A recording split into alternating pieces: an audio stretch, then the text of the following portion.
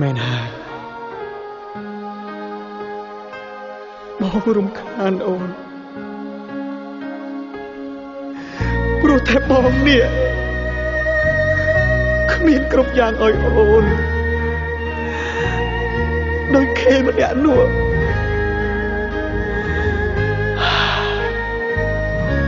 អូនទៅចោល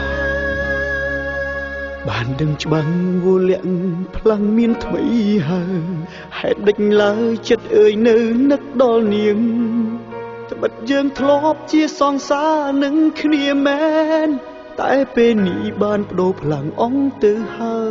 យព្រួងអូនសម្រេចចិត្តជ្រើងរូបគេបងគ្មានទៀតទេនៅក្នុងបេះដូងបងក៏តាមចិត្តអូនទាំងធ្លាយទ្រូងឲ្យតែស្ងួនអូនពិតជាបានក្តីសុខជីវិតអូនរស់បានសុខហើយតែកុំឲ្យដឹងឡើយថាអូនទឹកភ្នែកបើប្រុសនោះធ្វើបាបចិត្តវោមិត្តជប់ចាប់ពុនពេកបងនឹងគេច្បាស់ជាមានរឿងធំអូជីវិតបងអូនកុំខ្វល់ឡើយសូមតែត្រានត្រោយអូនរស់បានសុខទៅជីវិតបរងម្នាក់នេះឈឺចាប់មិនស្លាប់ទេពើបងរស់ព្រោះនៅចាំមើលអូន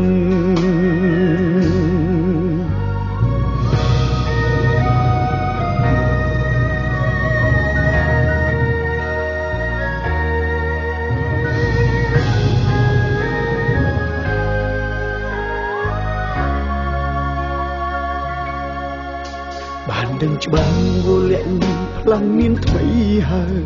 ហេតុដេចឡើយចិត្តអើយនៅនឹកដល់នាងត្បិតយើងធ្លាប់ជាសង្សារនឹងគ្នាមែនតែពេលនេះបានបដូរផ្លាំងអង្គទៅហើយព្រួងអូនសម្រេចចិត្តជ្រើងរូបគេបងគ្មានទៀតទេនៅក្នុងបេះដូងបងក៏តាមចិត្តអូនទាំងធ្លាយទ្រូងឲ្យតែស្ងួនអូនពិតជាបានក្តីសុខជីវិតអូនរស់បានសុខហើយតែកុំឲ្យដឹងឡើយថាអូនទឹកភ្នែកបើប្រុសនោះធ្វើបាបចិត្តវោមិត្តជប់ចាប់ពុនពេកបងនឹងគេច្បាស់ជាមានរឿងធំ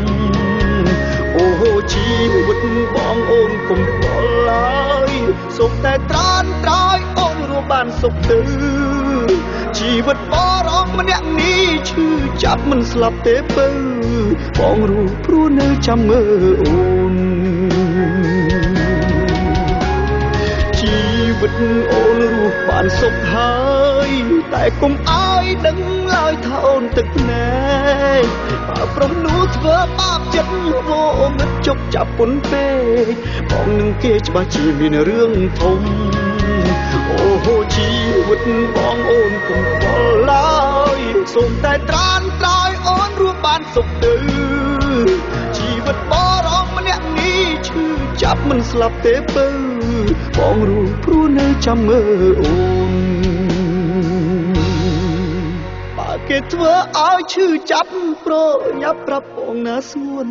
បងរងចាំអូនរៀងរអូ